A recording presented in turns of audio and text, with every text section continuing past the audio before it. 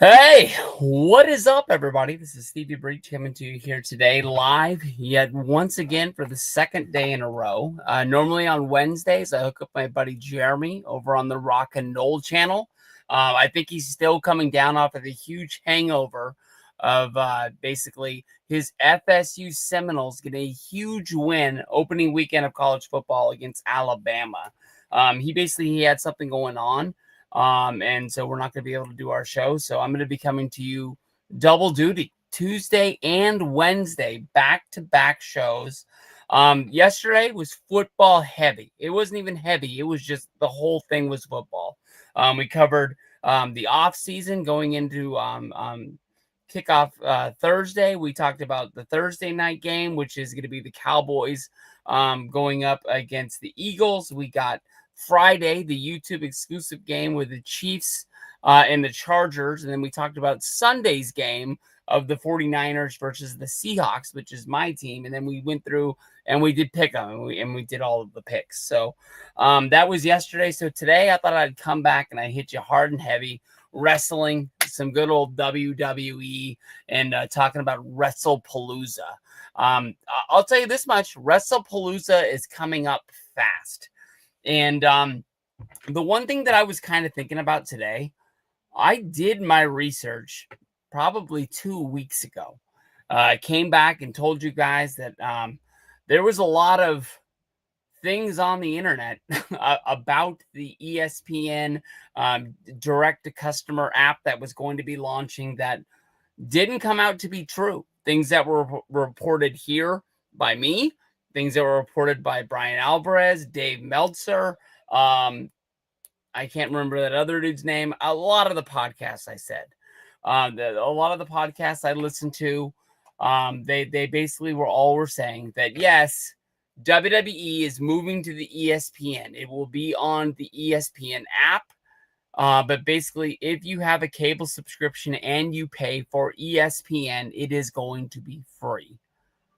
That is incorrect. If you want to download the ESPN app and you want to add your TV provider, if you have, I'm just going to speak from me, with people that have YouTube TV, if you put your TV provider in, you will be able to use the ESPN app. But things that are on, that things that are just normal ESPN.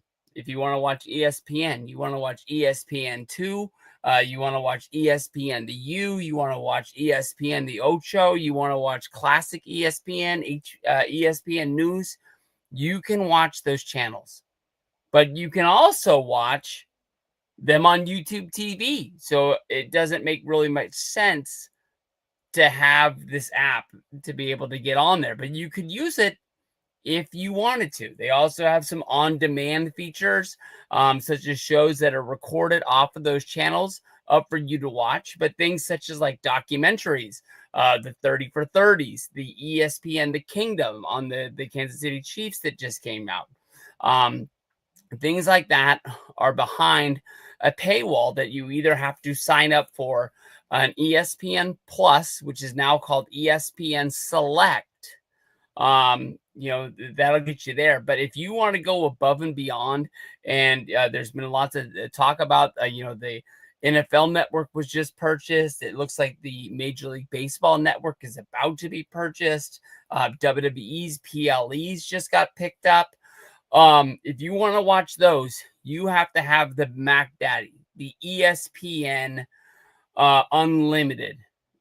The major one. That's the $30 a month. That, when they went on First Take, when they went on all of the ESPN shows the first day, we saw Roman Reigns, we saw Cody Rhodes, we saw Paul Heyman.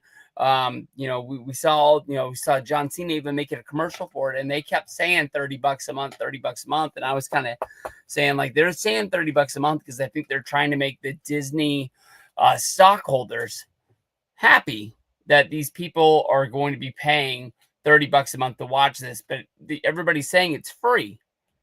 Word is that if you have a Hulu Live, which is Hulu cable, we'll just call it that, you are able to get a ESPN subscription for free. My problem with that is that on the actual page that you sign up for it, it only says that it gives you an ESPN Select. I've called the number. I've talked to an agent. I've used the internet and I've used the chat feature.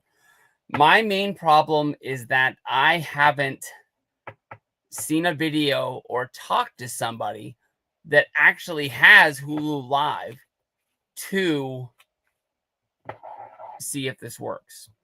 Like I kind of in my head don't trust this. Oh man, do I miss the WWE Network? And I'm not even talking about the Peacock version. I'm talking about what launched for everybody to watch. You know, the beginning of NXT, Arrival, WrestleMania 30. You know, all of those shows that happened 2014. Does that mean that would have launched? I remember the Monday Night Raw was huge with them just hitting over and over and over again. $9.99, you know, the best subscription there is out there on the market. And at the time they were trying to battle with Netflix, because Netflix at the time was only $9.99 a month. That was kind of really before Netflix really started launching out, getting so many straight to Netflix movies, so many straight to Netflix shows. So they were just like kind of like re-upping the licensing fee to put the movies and TV shows that they had up there. And now just like everything is just like out of this world, that the price just kept on just sort of going like this, and this. I'm talking here because this is a one-man show. Anybody that can leave a comment who has used a VPN. Now, the problem with me is that, like, I see a lot of ads for VPNs, for people saying that they change the location so they can go onto like Netflix and they're able to get like other movies that aren't available in the United States. Like when I watch the Angry Video Games Nerds videos, he always says his own ads in his own video. And he talks about like being able to go to like the Australian Netflix and be able to watch so many old movies that, you know, aren't licensed here in the United States for one reason or another. Probably because there's less streaming companies of American movies over there or something like that. You know, but I wonder, like, could I sign up for a VPN, which is probably going to cost me like, I'm guessing like $20 a month, and just tell them that let's just say that I live in Toronto, so I could get Canadian Netflix, where in Canada you get Raw, SmackDown, all of the WWE pay-per-views. You get a collection of the WWE library. Like, would I be able to do that? Or do I have to sign up for a Canadian Netflix account? Like, does that make sense? Like, do I have to have that country's Netflix to where like if I signed up there, my American Netflix also wouldn't work when, let's say, like I'm not on my VPN, like if I leave my house or something like that? Like, that's my questions about that. Like, I just don't, I know what a VPN is, I think. I just don't really know what it is. Like, people were going crazy over Stephanie McMahon and her VPN commercial, where basically said that she's able to watch Monday Night Raw commercial free, which it would be another plus to it. Like, I have on Netflix, I have the unlimited with ad-free account, but we still get the commercials here. Like, here in the United States, no matter what your plan is, you're going to get commercials. Which I don't know. I don't get it, but I'm grateful because there's a lot of pluses that come with Netflix. I love the fact that I'm able to watch live on time. I'm loving when they go out of the country and it's even on earlier in the day. I know that I'm at work, but I listen to it like it's a radio show pretty much, and I pretty much get the gist of it. I have come home and watched a match over because I wasn't able to give it my full attention, but the sound of it was awesome. I don't know. So I like that, but those are the things that I'm kind of looking forward to. So I know I'm going to have to cancel my YouTube TV. I know that I'm going to sign up for the Hulu Live because it comes with the free ESPN Unlimited app. I guess I'm just waiting until like days before the show. People are saying that ESPN, the deal that they have with YouTube TV is coming up in December. And at that time, when they sort of like redo their deal, they'll find a way if they're going to work in this ESPN app. I wouldn't mind jumping over to Hulu Live for a few months and then coming back. I'm just so used to YouTube TV. I've honestly had it since 2019. I signed up honestly just to watch the Super Bowl, and I thought that I was going to like unsubscribe at the end of the month. We had gone so long without having actual TV. We kind of just watched Netflix. We watched the regular version of Hulu. I probably had another app. Probably in 2019, I had HBO Max, honestly, at the time, because I was a day one subscriber to that. I think I still am. I'm sure everybody knows the news, but All Out is going to be on HBO Max live as a pay-per-view, and as an HBO Max subscriber, you can buy the pay-per-view at a reduced rate. I looked at it this morning, but I forgot it. I think that it might honestly be like $35 or something like that. AEW just doesn't have my attention at all at this point. I really don't know what they're gonna have to do to get on the radar. Just right now, I am just so team WWE. I don't know if it's a big free agent. I think you might have to take like a big angle to get me to swerve over. I was getting in. I honestly was getting in where I thought Shane McMahon was going to be like I guess the leader of the Death Riders. You know, when the rumors were out there that Shane was going there, and Dean Ambrose came in and he cut that promo like, "We don't work for you," like kind of like an NWO thing, and that's kind of what sucked me in. I was like, "Oh, are we gonna be doing the NWO over again? Is that what this Death Riders thing is going to be?" And I was kind of like watching here and there along the way, but then like the Death Riders, they just kept winning and winning. And then they would run an angle where it looked like they were going to break up, but they won and they got back together. And then they just did that over and over and over again. And I think that the last thing that I really watched caring about it was like a big Dynamite that was Joe versus Moxley. I think I called them Ambrose again a second ago, so I apologize. But when it was Joe versus Moxley, and I didn't really think that Joe was going to win, but I don't even know if I wanted him to win. But when Moxley won, I just was kind of like, it is what it is. Like, well, I don't know. And I just kind of never tuned back in again. So as long as you're watching wrestling, as long as you're getting what you want, I'm cool with it. I don't care if you watch WWE, AEW. I would hope that you're watching both. If you're watching some indie out there and you're loving that, that's cool with me. Like as long as you're supporting some sort of wrestling out there, I'm all right for it. But basically what I'm setting up, talking about the fact that I haven't made the switch over or signed up for an ESPN account or something like that. I haven't heard from Disney, who owns ESPN, if you didn't know that. I haven't heard any early numbers roll out about them being like so happy that they've got 1,000 subscribers, 100,000 subscribers, 500,000. I haven't heard any numbers. So I don't know if they're real happy with how this has rolled out as a part of the ESPN app. I don't think it's WWE's fault, because I think they're about to be really hitting it hard for the next 2 weeks. If you remember back when the WWE network first launched, when the Bellas were making the commercials about how to hook up an Apple TV, how to hook up a cable box, how to make sure your TV's plugged in, how to use the internet, how to download an app. They were just basically treating us like we were idiots. If you're going to turn your TV on and not know that you have to plug it in, you don't need to be watching wrestling, bro.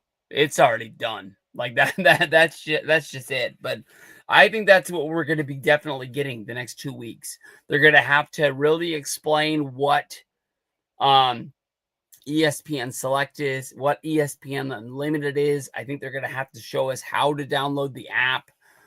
I don't really remember in 2021 when they made the jump to Peacock if they did all this or if they just were like, dude, it's 2021. If you don't know how to sign up for an app, we don't want you as a customer anymore. But basically, at the same time, they already had Peacock's money. So maybe they didn't care if you subscribed or not because they were just kind of just like leasing the library as well as the live shows to them, and they weren't going to have to worry about, they were just going to have to worry about writing a good show and putting on good matches. It's basically all they're going to be doing. But that's what I fear in the upcoming, like, how to do this, how to do that. That's what I think, honestly, is going to suck. But I know all of WWE. Hopefully, they'll be able to do a lot of the interviews like via, so to say, via Skype. But Skype doesn't even exist anymore. But if they're going to use, some sort of like, shoot, I don't even know the main one anymore. The one that got real popular during freaking COVID times with like kids going to school and things like that. But hopefully they're able to do them like that because I'm sure they're probably going to have a WWE person on like every ESPN show from here on out. And I would love to see PTI, which just came back after Labor Day. If PTI is going to be talking about wrestling a lot, I know that Wilbon every once in a while has brought up his father's love of professional wrestling when he was younger, but I think he kind of like brushes it off like it's just bananas now, and it's almost like it's below him. But like Stephen A as well as Wilbon, like I love watching them watch the NBA Finals. If we could find a way to get them to watch WrestlePalooza, in the arena in Indianapolis, like I would want a camera just on them, just to get the reactions when things are going down. But I think that I'm scared that there's a lot of talk on the internet that like people are just like, I'm not doing this. $30 a month is just too much. And I can understand that, but like the people are at the point where they're just like, I'm not even going to stream it online. I'll tell you the truth. I think I could figure it out if I had to, but I don't even think I know how to run a stream anymore on the internet. Like I wouldn't really know where to go to find it. I know that I use like WMR a lot back in the day. That was like the main one that I remember. But like when I didn't have cable and I was struggling for a few years, like when I was home, I would like just search like watch 49ers first Lions game 2017, and I would find some stream, and I probably infected my computer like crazy because since I've stopped streaming movies / football games, wrestling events on my computers, they've lasted a lot longer. So I really don't know what was mucking them up with them. Gabriel, my stuff behind me is honestly a mess. If you didn't see my collection of boxes that my girlfriend yells at me on the daily that I don't have any room to put them. One day, I've said this for a while, these WWE pops, as well as like the pop collection, just needs to go because I just don't really care about it anymore. And it's not like I'm going to get rich off like holding it for 20 years. I think the bubble on Funko Pops is kind of burst. Every once in a while, they come out with a new one, and I might buy one. But I, for a long time, was like buying whole sets of like all the wrestling ones that came out along the way. But yeah, I mean, like I'm scared. The fact that like ESPN hasn't like touted that like the 100,000 person has signed up or anything like that. I'm wondering how fast they're even rolling in, because after this point, I think that there probably was a push during college football to watch games that weren't on TV. I'm wondering if this upcoming week, if there'll be a push of like, NFL games that aren't in your market. being able to be watched on there. But isn't that like what Sunday Ticket is, which I think is owned by YouTube TV? So they're not just going to be wanting to give ESPN the rights to those games because they own them. So I really don't know if that's a way they're going to get more people to sign up. I know that I probably couldn't do it forever, but by hook or by crook, if I have to sign up for an ESPN Unlimited account and pay for it out of my own money, $30 is nothing. I just honestly think at this time, we've been trained that a WWE pay-per-view is worth $10 a month. And with that, we get to watch, NXT. We might even get an NXT takeover in that month. We get, a documentary every once in a while. We used to get so many TV shows, but the shows really honestly just dried up from WWE Studios. But we used to get a lot for that $10. And now they're telling us, hey, we need you to pay $30. And all you're really going to get as of right now are these shows because we don't know where the library is going. And then on top of that, every quarter, we're going to run a Peacock show that if you want to watch that, that's $15 a month. That's going to be the real scratcher for me, that when they're going to put a Saturday night's main event up, that I'm just like, yeah, I don't need to see that. I'll find it somewhere, but I'm not finding it here for $15 a month. I got to really look at my apps. I think as of right now, I'm paying for YouTube TV. I'm paying for Peacock. I'm paying for HBO Max. We let go of Paramount Plus a few months ago because I really found that I really wasn't watching anything off of there. But like, I wouldn't be surprised if there's something else out there that I'm paying for. I know my girlfriend pays for Netflix.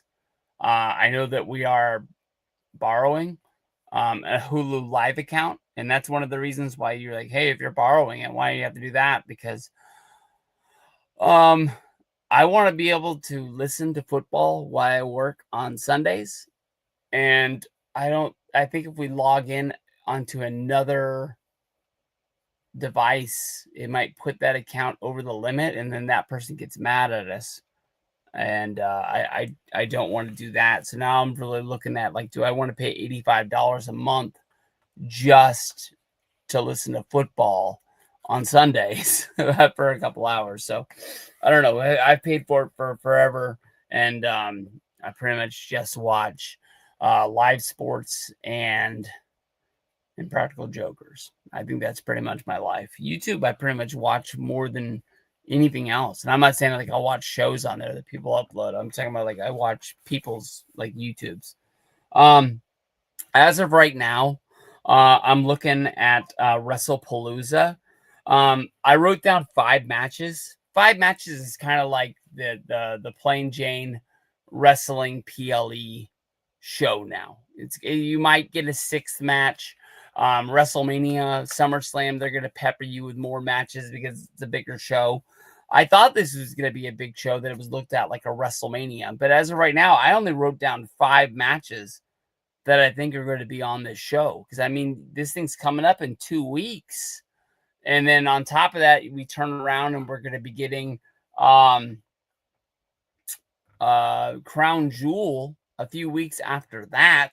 They might get into a jam where they're running rematches at us on that show. But what I wrote down was Cena versus Brock as the main event. I wrote down AJ and Punk versus Becky and Seth because that's really hot in the streets right now. I wrote down Io versus Stephanie because that match has already been announced. And then after Monday, I wrote down Braun Breaker and Bronson Reed against the Usos. I was guessing that's why Jimmy ran out to help Jay when he was getting beat up by the Vision at the end of the show. And then for a last match, which honestly I had a little bit of trouble writing it down, Roman just got written off TV. He just got dinged up in the opening match against Bronson Reed when he was beaten up after the match. I'm guessing that he's going over to do Street Fighter. I don't know if Cody is going to be free for this, but it kind of reminds me of like when Cody on the Unreal show that was on Netflix, like they were having trouble finding a spot for him on this big opening of Netflix, big show that they're hoping that like millions and millions of people watch, more than would have watched it on the USA Network. Um, are they going to let him miss this, or is this something that he has to be there because he is the quarterback, he is the champion, he is the main guy? So I wrote down Drew McIntyre versus Cody Rhodes, and then I wrote down a slash Randy Orton, because after last SmackDown with Drew and Orton in the ring, they got to be building to something. They're not just like stringing us along. So that's basically the card that I wrote down to show you that I wrote down the slash Orton thing there for you. If they do Drew versus Orton, they could be looking at like a number one contenders match. I guess you can say.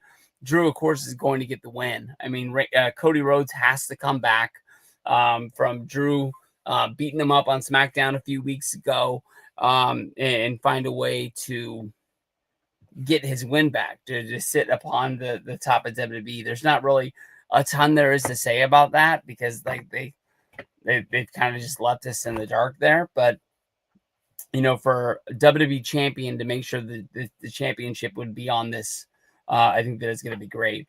You look at Braun and Bronson against the Usos. In a few of my Jey Uso videos, I've kind of been knocking the fact that like Jimmy Uso has been nowhere to be seen this entire year. I thought when Jey won the Royal Rumble, I thought that they would put Jimmy over on SmackDown, and he would like find a way to like get into the United States title picture or something like that. But it never came to be. I mean, like, this is the first time that Jimmy's like been put in a spot that kind of really matters. And I was laughing at the end of Raw when Jimmy came running down with the chair, thinking that the Braun or Bronson would even like get out of the ring. I don't care if Jimmy Uso's running in with the chair by himself. I'm going to punch the chair, and the chair's going to punch Jimmy in the face, and we knock him out. Then we just tsunami him over in the corner for the fun of it. But the Usos as a team, we haven't seen it. I guess we saw it at War Games last year. They were in the same match together, but Jimmy and Jey tagging together, we haven't seen since before WrestleMania 40. So, I mean, if you forgot, the Usos are the freaking team. I remember I used to tweet like almost on the daily. I wanted to see the Usos versus the Young Bucks, and I even wanted to see the Usos against the Briscoes. Honestly, even more than that. How they work as a team, the only problem with this is that Roman beat Bronson on the last show. The Usos teaming up. Are they losing to Braun and Bronson to make us want to see Braun versus Roman once Roman is able to come back? Because if Braun and Bronson lose again, they're going to be with Seth. So they're like two of the main guys of the show, but they've already got moved down the card because Becky joined the group, that they're going to be less featured. Braun was saying that he was the star of now, that he was going to be running the WWE for the next 20 years. And here they are losing to a team that hasn't even teamed up together in 2 years. So as of right now, if this match gets put to be, like, I guess I would pick Braun and Bronson to get the win, even though like I want the Usos to win this match. I just think that's going to be getting us to where we're getting later. From there, we go to Io Sky going up against Stephanie Vakir. Earlier this year, when Stephanie was rocking NXT, and then she got brought up to the main roster, I thought that it was now for her. I thought that they were like kind of rewarding her. If you don't know the backside of the story, is that like Stephanie Bakir in that video where she said she wanted to be a WWE superstar, that's a real effing story. AEW, you can go back, I think 2 years ago, Stephanie Bakir wrestled for them as a part of um, Forbidden Door. And when AEW tried to sign her, she went to WWE, and WWE said, like, hey, we would love to have you, but we're only willing to offer you this much money. And it's been reported that AEW's offer was twice to 3 times as much. And she wanted to be a WWE superstar that much. She took WWE's money. WWE was telling her not to do this, to go to AEW, make a name for herself in the United States, and that would make her stock worth more in the long run. Honestly, it's the same thing that Mariah May did when Mariah May was getting offered more money, but she wanted to go to WWE so bad. She took less of an offer, knowing that she would make more in the long run. And if you watch NXT or you watch some NXT clips, I think that as soon as this deal is done, she's gonna win out, honestly, in the long run. But right here, I think the buildup is Io Sky to get the win, because Io Sky versus Rhea Ripley is definitely the plan. I'm not sure if that's going to be like a big match on Survivor Series, if they're going to try and find some way to save that for the Royal Rumble, which would definitely set up something for WrestleMania for one of them. Somehow, the story needs to get back to Rhea Ripley beating Io Sky for the first time to put that to rest. And then we need to start setting the table for when Liv Morgan comes back, and we have a Liv Morgan versus Rhea Ripley huge match as a payoff to what was happening with the Judgment Day and Dom before she got hurt. From there, we'll move up to the card to AJ and CM Punk going up against Becky and Seth. I've made 2 videos about AJ, and they honestly have done huge numbers for my channel, a lot more than recently. I think AJ is somebody that a lot of fans have been wanting to come back for a long period of time. AJ's run in WWE to me doesn't seem like it was really that long. I think it was like 2 years at the most. And I think a majority of that time, she was the Divas champion. And she beat a lot of people. But for some reason, she really connected with a lot of fans, probably with the time that they were getting into wrestling. That's one of the main reasons that they want her to come back.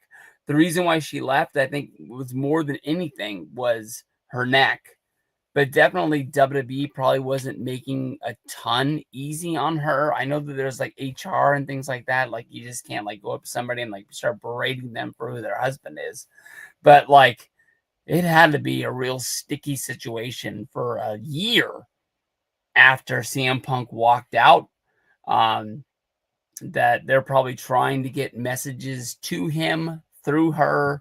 And I think that when, she did WrestleMania with Paige against the Bellas, and then she probably did the Raw after, that she was like, that's it, I'm done, I'm out of there. And she probably didn't skip a beat. And, since then, we've seen her do some acting. We've seen her do some comic books. We've seen her do, she wrote her own book. She does the autograph signings here and there along the way. I think she's doing good. And even if it is just a one-off to come in, much like how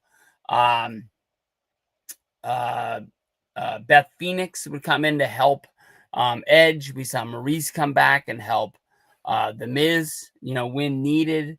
I think it would be awesome. And then, of course, that would open the door if she has fun for a Royal Rumble return, get one more big pop, get one more big entrance out of there. And then hell, if she loves it, I mean, look at Trish Stratus coming back for that like run when, dare I say that Trish Stratus is 50 years old. I don't think she is, but let's just say that last run from Trish was at 40.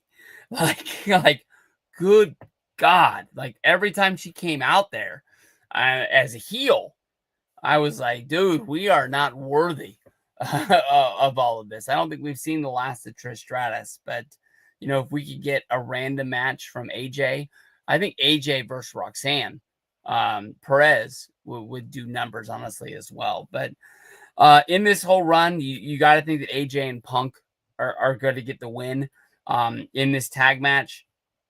And I think that would set up Punk versus Seth in a singles match. I think we're getting to that time of the year, where we're Bad Blood, or the October pay-per-view was called Hell in a Cell. I think we have to be getting to the point where Punk versus Seth in Hell in a Cell match makes a lot of sense. I think it's what people want to see. I know that we saw Punk versus McIntyre last year, but Punk versus Seth deserves it. For as far back as the feud goes with Punk and McIntyre, you can say that Punk versus Seth started that day that he came back to the WWE, honestly, as well. From there, we'll move on to the main event, which, it's not a championship match, but both of these guys have been champion. They've been around the block where they've carried the ball for this company. Brock seems to be somebody that is here and there along the way. Cena, though, carried that ball for a long time. He went off to be a major success, TVs, movies, commercials.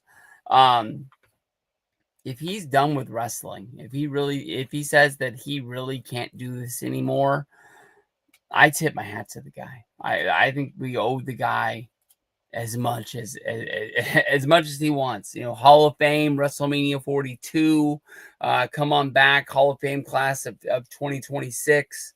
I think that that's going to be awesome.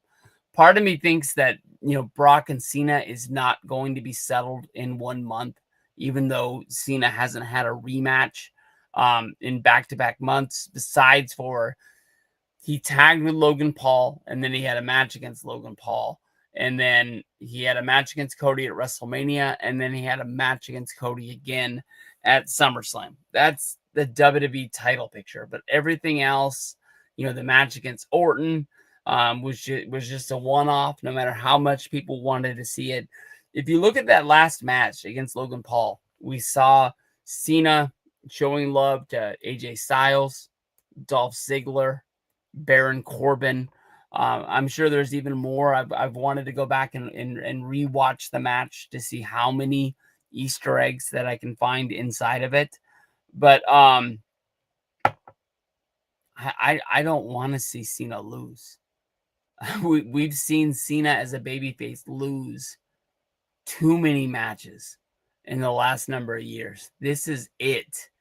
This is hopefully the end of this story. Do you want to see Cena versus Brock at Crown Jewel? Do you want to see it at his last match at the Saturday night's main event?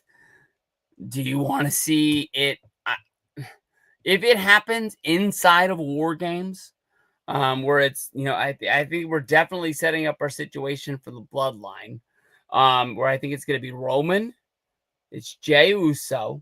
I think it's probably going to be Jimmy Uso if they're going to be bringing back the Usos. And then, where is this last spot going? Is it going to freaking Punk, which makes a lot of sense because I think they're going to be going up against the Vision, which would be Seth Rollins. It'll be Bronson Reed and Braun Breaker.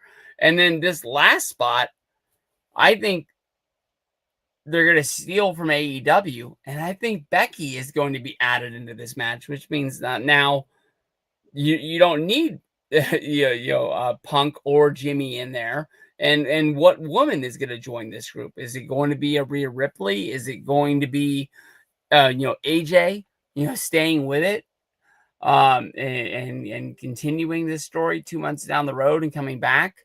Is it going to be a payoff on last year's War Games where Punk and Roman teamed together but wanted nothing to do with each other, and you could tell that Roman didn't trust Punk, even though Punk was trying to get him to be on the same page the whole time, to the point where he put his hand out and stopped him from entering into the cage when Punk thought it was his turn to go out.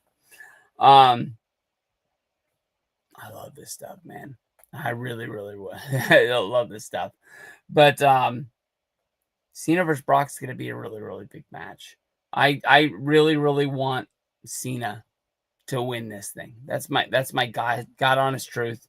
But that's what I think the pay-per-view is going to be. I think it's going to be Cena versus Brock, AJ and Punk versus Becky and Seth, EO versus Stephanie Fakir, Bronson Reed, Braun Breaker against the Usos, Drew having a match either against Cody Rhodes or Randy Orton.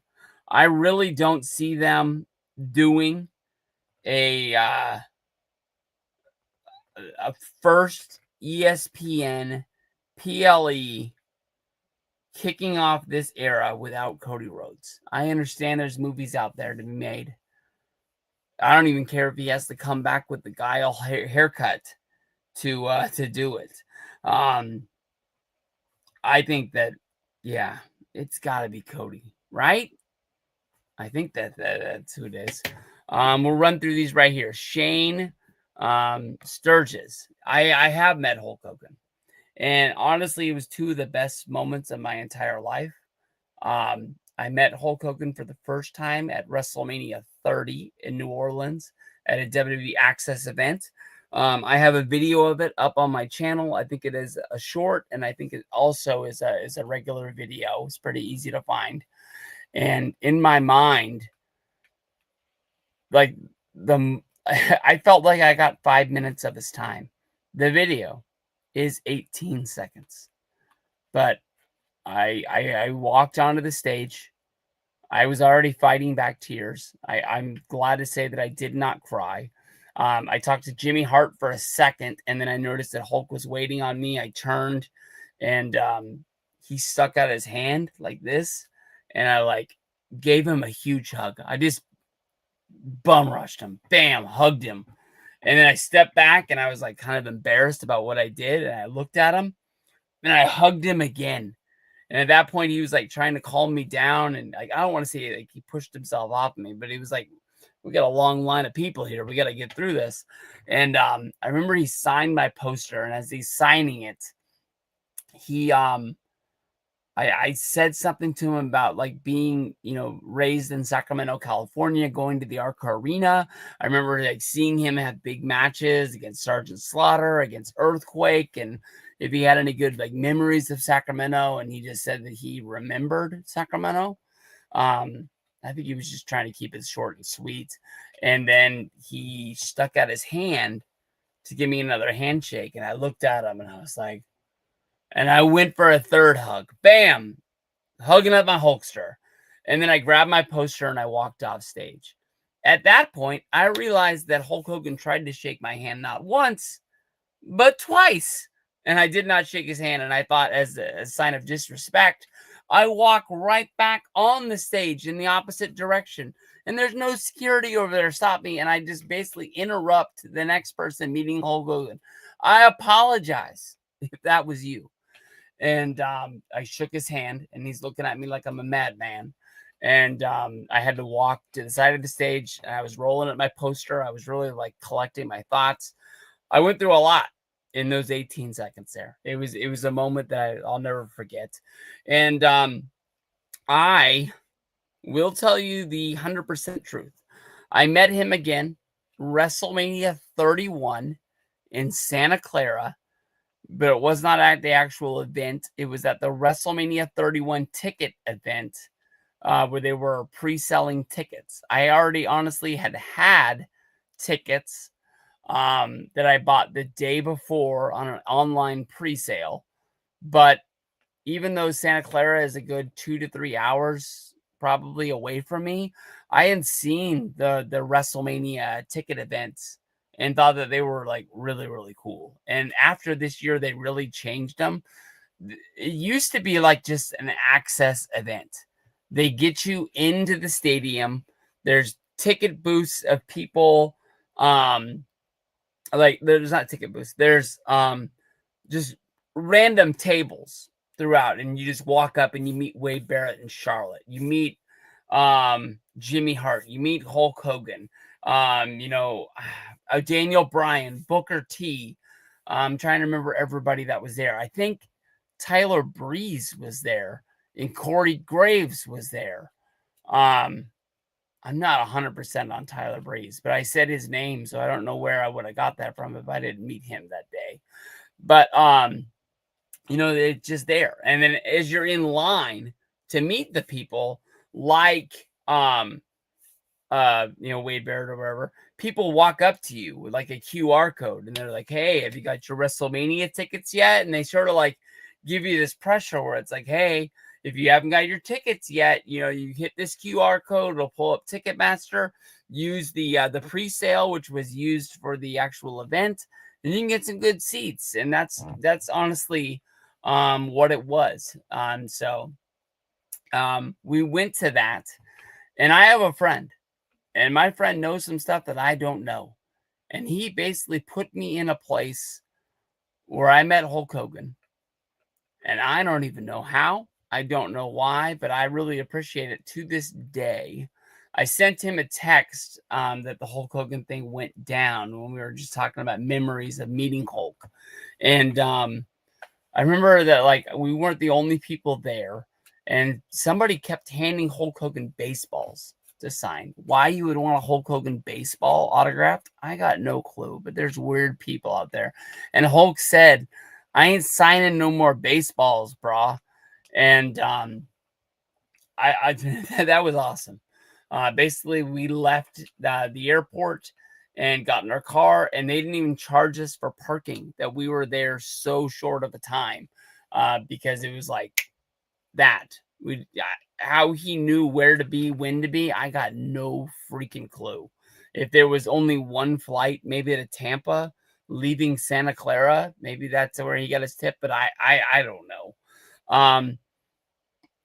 But it was awesome both times. Awesome dude. Shane asked me one more time, how much does a photo cost with John Cena? Now, I don't know if John Cena is never going to do a WWE World event.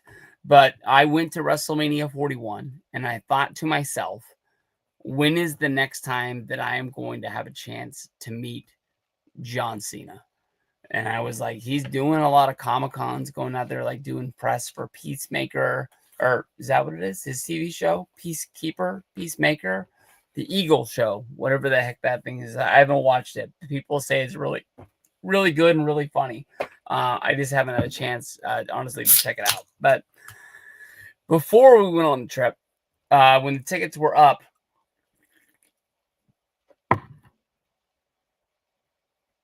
I paid $500 to meet John Cena that day of the WWE World. I mainly just thought I had met Cena before, but Cena was doing the signing no, it wasn't even a signing. There are no autographs. I forgot about that. But to get the picture, it was the day after WrestleMania Day 2. This is the main event. John Cena versus Cody Rhodes. Is he really, as a heel, showing up to take pictures and meet his fans if he is not the WWE champion? And in the long run, it paid out. I got to meet the champion the day after he won the belt. $500. It was a lot of money, but what was I going to do with the $500 since then? Pay my power bill? Probably, but I'm not 100% sure. I thought about it once I really got back home from Mania and thought about how much money I spent for that week in Las Vegas to fly there, to stay there, to do the events, how much WrestleMania costs, like the whole package once you added that all up. And I was like, oh, wow. But I mean, $500 out of I don't even know the ballpark of how much I spent. I know how much cash I brought. And I was like, oh, flew through that pretty fast. I brought back home some, but still it was a lot. But yeah, meeting Cena, $500. It becomes like a comic. Yeah. If he does a Comic-Con in your area, I've heard it's cheaper, but I've never done a Comic-Con. I've done like wrestling conventions where you just got to pay like $20 to get in. I think Comic-Cons are more to get in, but I'm not 100% sure. I was going to go to one in Sacramento, probably 2015, 16, somewhere in there. First, it was announced that Batista was going to be there, and I was like, I wanted to meet Batista. I wanted him to sign his book, and I really, really wanted to see that, to see him. And then he ended up getting dropped from the show, I was guessing, because of the fact that ticket sales were down. He ended up getting replaced by Paige, as well as I think the Bellas, but definitely Nikki Bella was there. And I don't know why they wouldn't be there as a team, seeing how Total Bellas was around, as well as Total Divas. I think if it was 2015, she was still wrestling, didn't have the neck injury. So I think it had to be 2015. And I just ended up not going. I think Batista, I definitely would have been there, but somehow with Paige and the Bellas, I just kind of, it just wasn't. I was going to lose money by not going to work that day. It was probably going to cost money for the ticket. It definitely was going to cost money for the autograph and the photos. And I just didn't want to deal with it. But right here, Noel Gonzalez, I apologize, but we've been doing this for 51 minutes on ESPN September 20th. And that was pretty much the thing of the whole live stream, of the whole video. If you rewind this and you start at the very, very beginning, I do a good 30 minutes talking about signing up for the app, how to get it for free, how to pay for it, how, just talking about a lot of other stuff. And it's honestly worth it to go back and check it out. But to update you really, really fast, September 20th is coming up on us really fast. It is September 3rd. I still have my YouTube TV account. I am holding out, hoping that ESPN and YouTube TV come up with a plan that offers either a reduced rate unlimited plan or a free unlimited plan. I don't think that is going to happen because of the fact the ESPN YouTube TV deal that they are currently in does not end until December.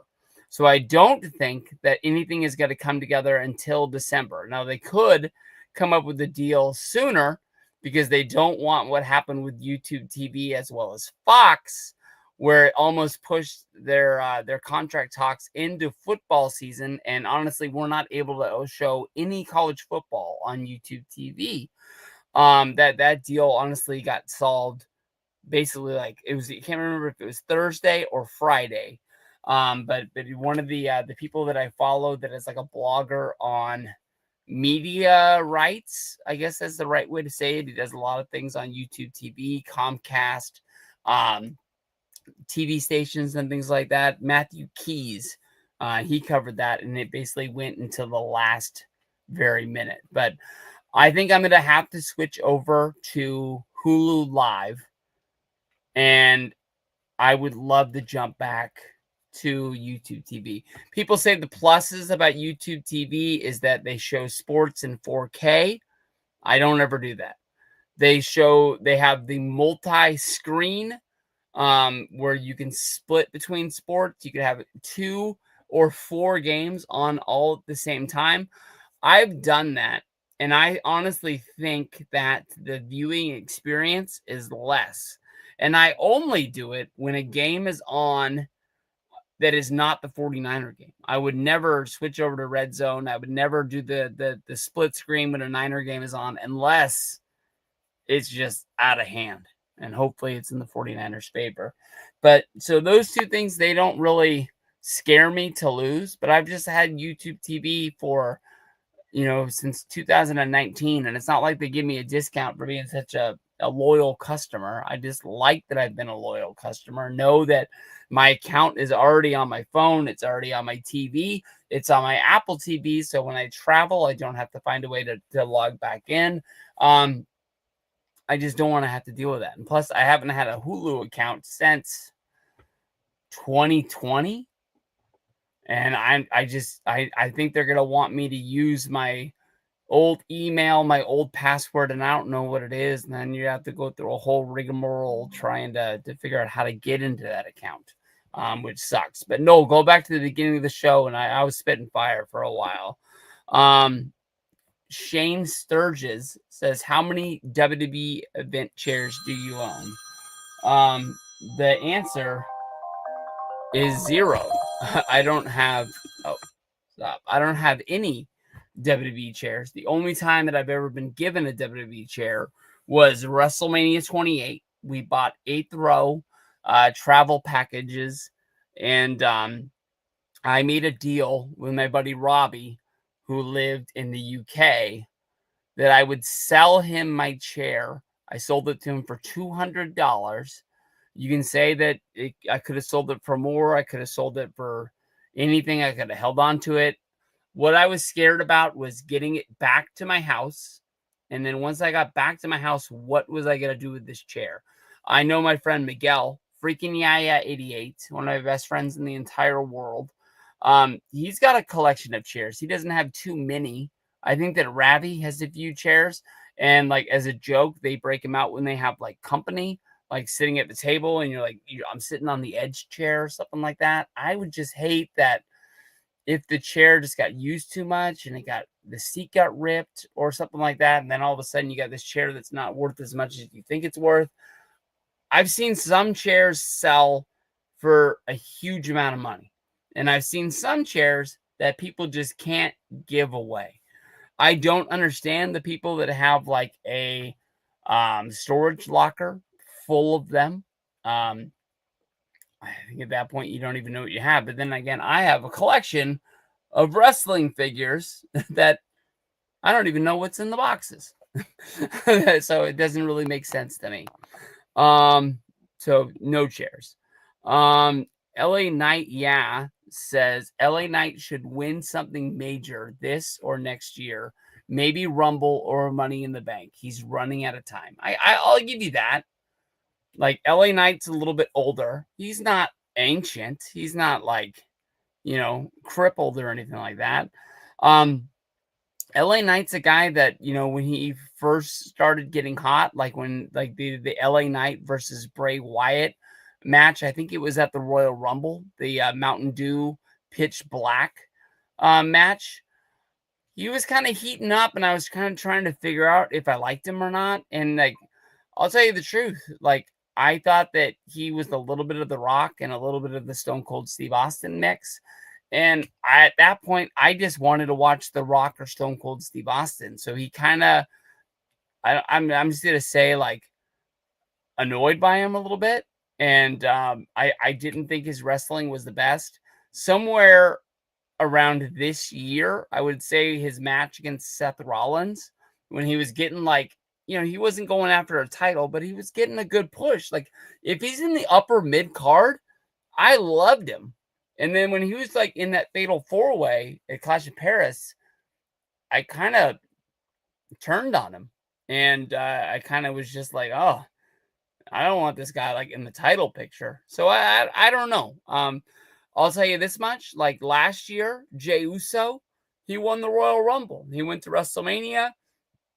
He won the World Heavyweight Championship. It could happen for LA Knight. He was in the final. I'm not 100% sure, but he was at least like in the final 5. And then the stuff went down with McIntyre. Sounded like McIntyre was mad at LA Knight because it was LA Knight that got in between him and Damian Priest when they were trying to do their elimination spot, which was setting up their WrestleMania match. And I don't really know if that was just keyboard warrior trying to hype himself up on the internet or if he was really mad.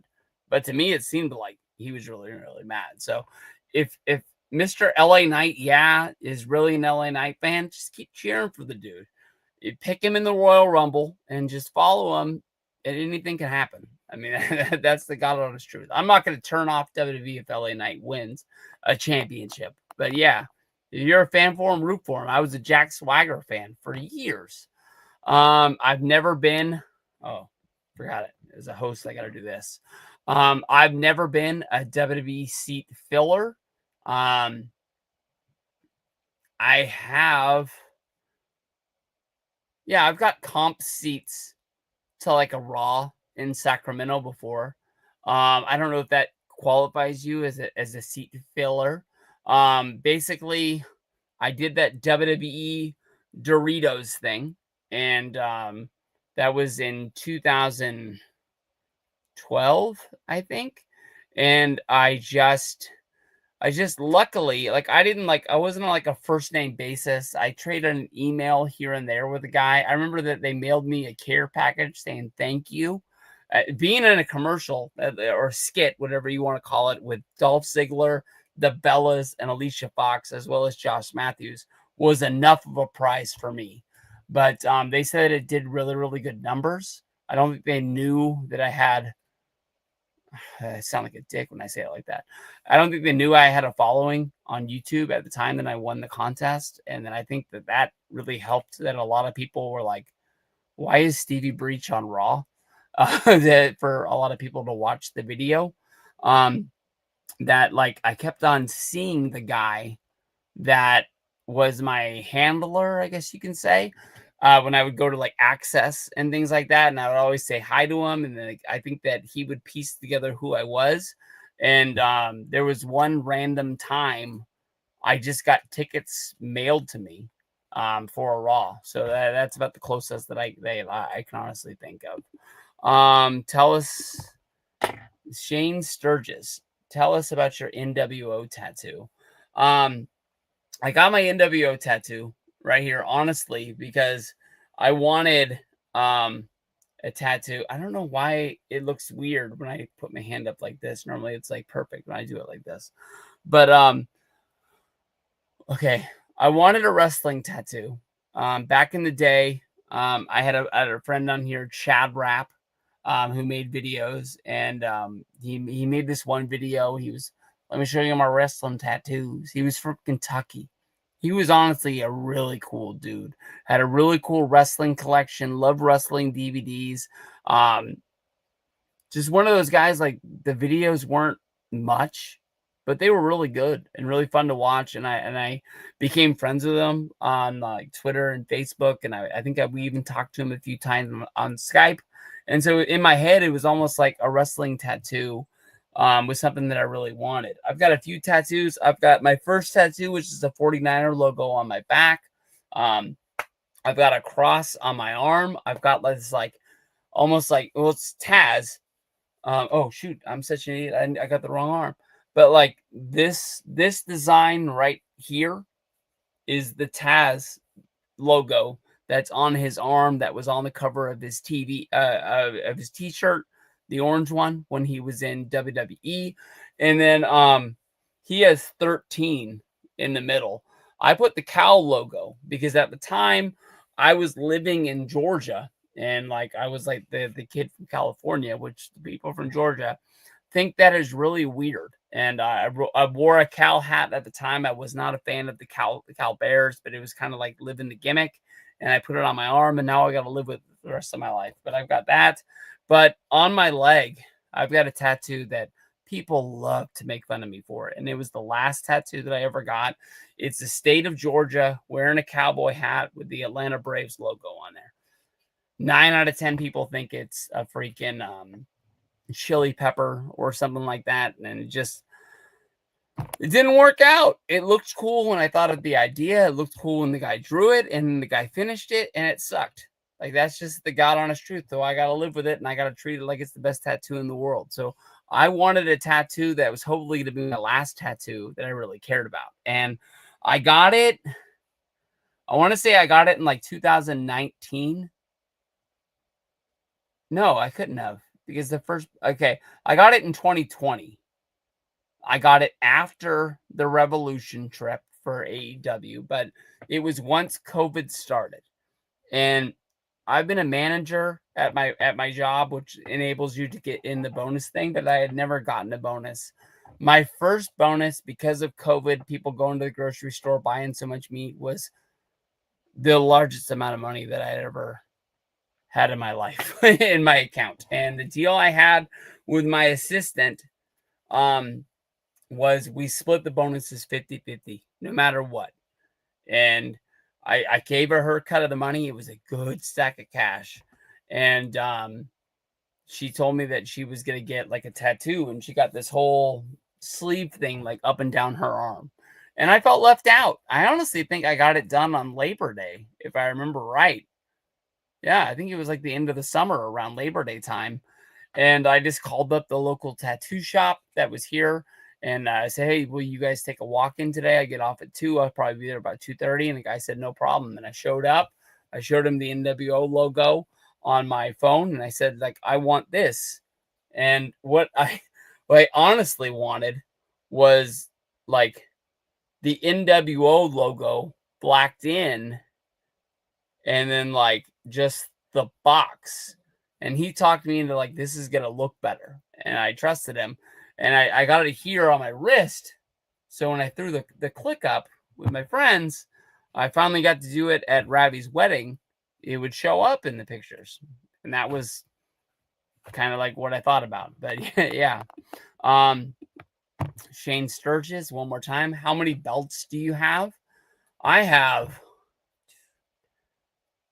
got 4 belts. I've got what they called at the time was like the Superstar Series. I've got the red and yellow, Golden Eagle, or Big Eagle, Hulk Hogan Hulkamania belt. I've got the WCW Superstar Series Hollywood Hogan NWO belt. I've got the red and black Superstar Series NWO. I call it the Kevin Nash belt. I think that was the only time that they had the belt during the actual Wolfpack. Maybe Macho Man had it, maybe Sting had it, but I'm not 100% sure. But Hogan signed these 2. I bought them from Hogan's Beat Shop because I was kind of scared about when I was going to meet Hulk Hogan, and let alone when I was going to meet Hogan twice.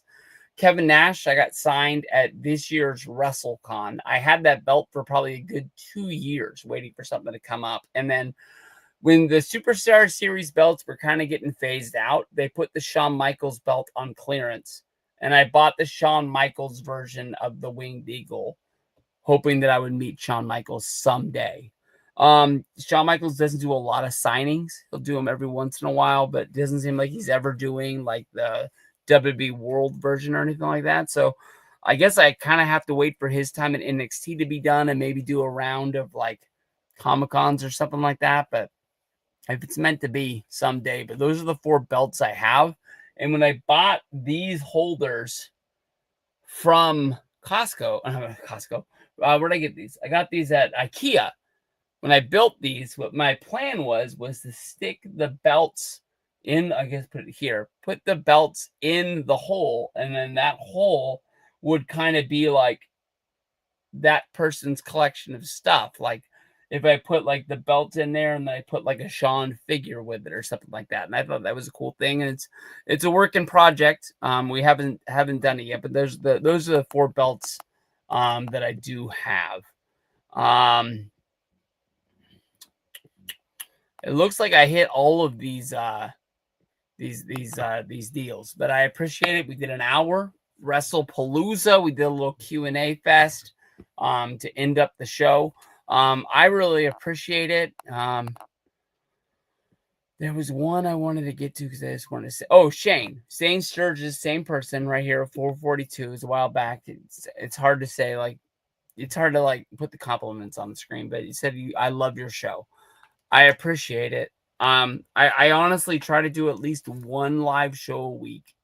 There's been a few weeks when there just ain't nothing to talk about, but I'm always going to be putting videos up. Hopefully you guys like them. You appreciate them. I have a lot of fun making the football videos. If you don't want to watch the football videos, I understand. But it's something that I kind of look forward to doing each and every year. And I try to do like the pre-show, the post-show. I love doing the halftime when I'm not at work. Pick them each and every week. And if there's a huge game, one of my favorite videos to do all year is like the Thanksgiving games. Just talking about those 3 games that I'm going to be watching on Thanksgiving gets me hyped to watch those games. So peace out, everybody. Everybody have a good day. I'll see you guys down the road.